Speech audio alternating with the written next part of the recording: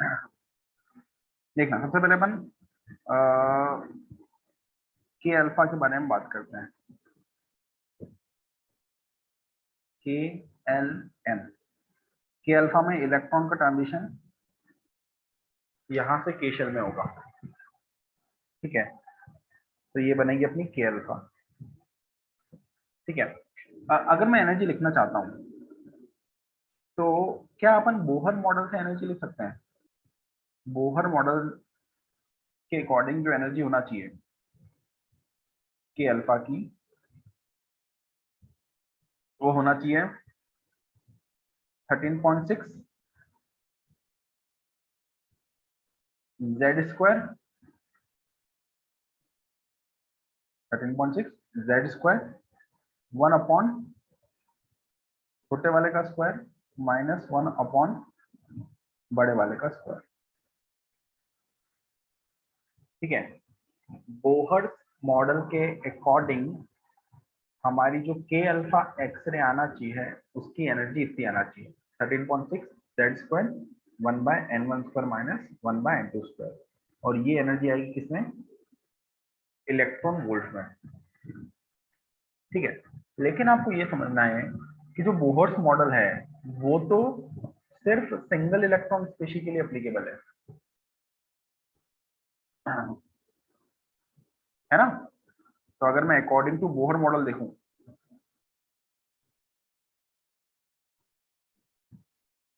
तो ये फॉर्मूला आना चाहिए, लेकिन जो बोहर मॉडल है दैट इज एप्लीकेबल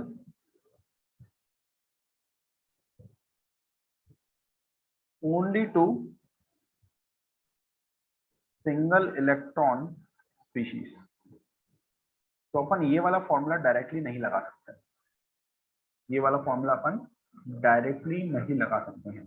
तो हमें क्या करना पड़ेगा, इस फॉर्मूले को स्लाइटली मॉडिफाई करना पड़ेगा। हमें क्या करना पड़ेगा, स्लाइटली मॉडिफाई करना होगा। ठीक है, देखो होता क्या कि जैसे अगर आपके न्यूक्लियस है उसके अराउंड एक ही इलेक्ट्रॉन है, एक ही इलेक्ट्रॉन रिवॉल्व कर रहा है, तो इस इलेक्ट्रॉन का न्यूक्लियस के साथ बस अट्रैक्शन का फोर्स है। लेकिन अगर मैं यहाँ पर 10-15 इलेक्ट्रॉन्स रख दूंगा तो जो बाहर इलेक्ट्रॉन होगा उस पर एक रिपल्शन का फोर्स भी आएगा। उस रिपल्शन के फोर्स को भी कंसिडर अपने को करना पड़ेगा। क्या आपको ये बात समझ में आती है कि बोहर ने जो मॉडल बनाया था उसमें क्या था, उसमें एक सिंगल इलेक्ट्रॉन था। अगर सिंगल इलेक्ट्रॉन होता तो उस पे सिर्फ न्यूक्लियस का अट्रैक्शन होता, लेकिन अगर बहुत सारे इलेक्ट्रॉन्स हो गए तो वो इलेक्ट्रॉन्स एक दूसरे को रिपेल भी करेंगे, और उस रिपल्शन की वजह से जो एनर्जी है वो स्लाइटली क्या हो जाना चाहिए, चेंज होना चाहिए। ठीक है, तो अगर अपने को इस फॉर्मूले को चेंज करना है, बिल्कुल स्लाइट वेरिएशन आता है, इस फॉर्मूले को अपन थोड़ा सा मॉडिफाई कर दें। कैसे? हम इस फॉर्मूले को ऐसा लिखते हैं, energy of K alpha equals to 13.6 Z square के बजाय हम जेड माइनस बी लिख लेते हैं। ठीक है, जेड माइनस बी लिख लेते हैं। तो ये फॉर्मूला मॉडिफाई हो गया। ठीक है, जहां पर बी एक फैक्टर है जो कि इलेक्ट्रॉन के रिपल्शन को क्या कर रहा है, कंसिडर कर रहा है। क्या आपको ये बात समझ में आती है? हाँ, बी क्या हो गया, बी वो फैक्टर है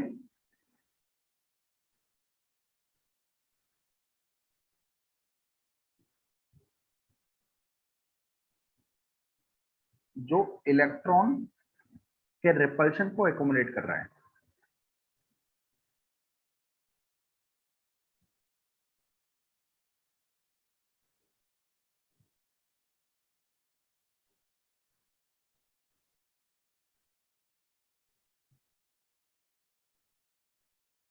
ठीक है, अब जनरली क्या होगा क्वेश्चन में बी की वैल्यू दे रखी होगी, जो भी क्वेश्चंस आपके सामने आएंगे उसमें बी की वैल्यू दे रखी होगी, ठीक है। और अगर नहीं देते हैं तो के अल्फा के लिए आप बी की वैल्यू को 1 के बराबर मान सकते हैं,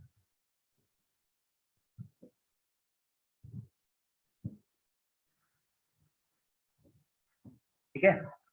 के अल्फा के लिए आप बी की वैल्यू को 1 के बराबर मान सकते हो। क्या आपने को इसकी बात समझ में आई?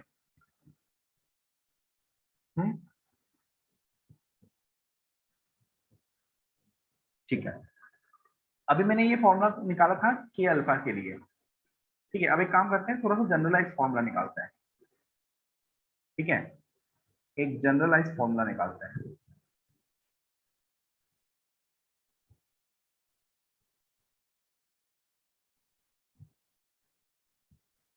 ठीक है। तो हमारी जो एनर्जी होती है that is equal to 13.6, Z को जेड माइनस बी से रिप्लेस कर देंगे, 13.6 जेड स्क्वायर 1 बाय छोटे वाले का स्क्वायर माइनस 1 बाय बड़े वाले का स्क्वायर। ये हो जाएगी हमारी एक्सरे की एनर्जी,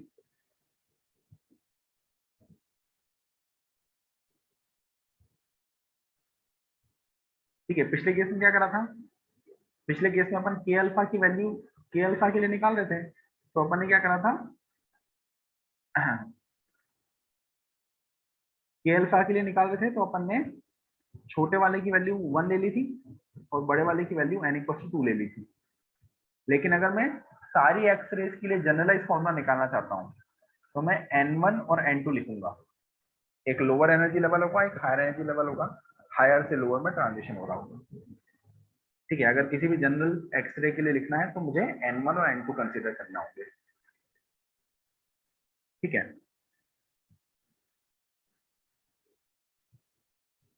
तो मैंने उसके हिसाब से क्या करा, यहाँ पर एक जनरलाइज फॉर्मूला लिख लिया, ठीक है। अब अगर मुझे एक्सरे की वेवलेंथ निकालना है, ठीक है, अगर अपने को एक्सरे की वेवलेंथ निकालना है,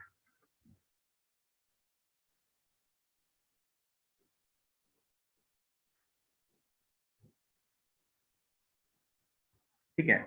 तो एक्सरे की वेवलेंथ निकालने के लिए अपन क्या करेंगे, इसको इक्वेट कर देंगे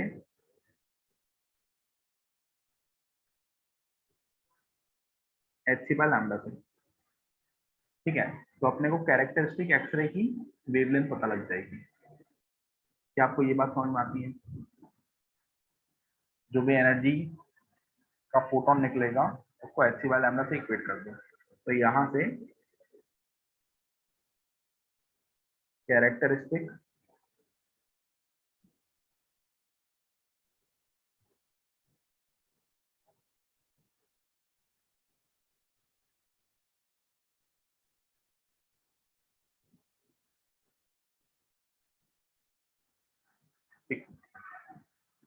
अब मैं क्या कर रहा हूँ, इस एनर्जी को एच सी बाय लैम्डा से इक्वेट करने के बजाय इस एनर्जी को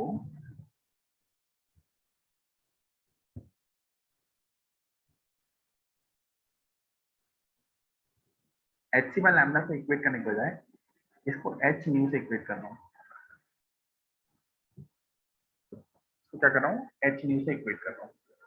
अगर मैं इसे इक्वेट करता हूँ तो यहाँ से फ्रीक्वेंसी की वैल्यू आ जाएगी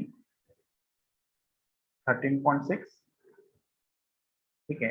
एच नीचे आ जाएगा 1 बाय n1 स्क्वायर और 1 बाय n2 स्क्वायर को अलग लिख लेते हैं अपन, और यहाँ पर आ जाएगा z माइनस बी का स्क्वायर, ठीक है। और मैं क्या कर रहा हूँ, उसका रूट ले रहा हूँ, ठीक है। तो उसका रूट बन जाएगा और इसका भी रूट बन जाएगा। तो यहाँ से रिलेशन आ जाएगा रूट न्यू इक्वल टू, ये कुछ कांस्टेंट हो जाएगा, इस कांस्टेंट को बोल दिया a, और ये अगर अपन देखेंगे तो ये लिखा हुआ है z माइनस, इस तरह का एक्सप्रेशन बन जाएगा। Root nu equals to a times z minus b, जहां पर ये जो a है इसकी वैल्यू आप देख सकते हो, a की वैल्यू लिखी हुई है यहाँ पर। a की वैल्यू डिपेंड कर रही है किस पे, कि किस तरह का ट्रांजिशन हो रहा है, मतलब किस शेल से किस शेल के अंदर ट्रांजिशन हो रहा है। ए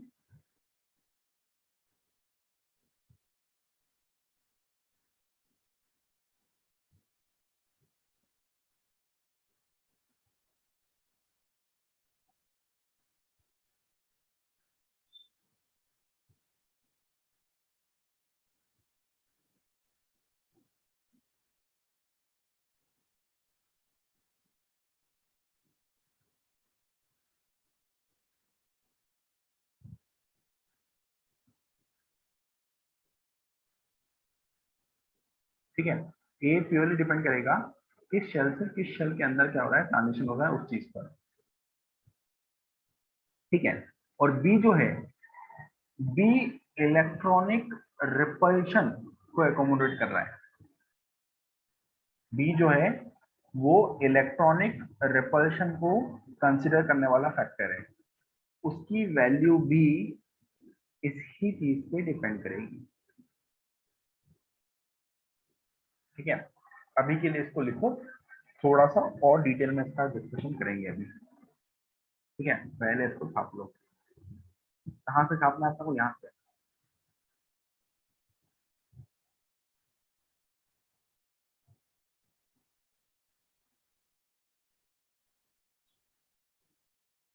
या मैं एक काम करता हूँ, इसका इसका इसका स्क्रीनशॉट डाल देता हूँ मैं ग्रुप पे। ठीक है, वहां से कॉपी कर लेना, है ना। इस चीज को अपन अगली क्लास में फिर से और डिटेल में डिस्कस करने वाले हैं। ठीक है, चलो बाय बाय, मिलते हैं अपन कल। कल कल कल की टाइमिंग देखना पड़ेगी यार, कल की टाइमिंग। चलो मैसेज कर दूंगा, मैसेज देख लेना। कल सैटरडे।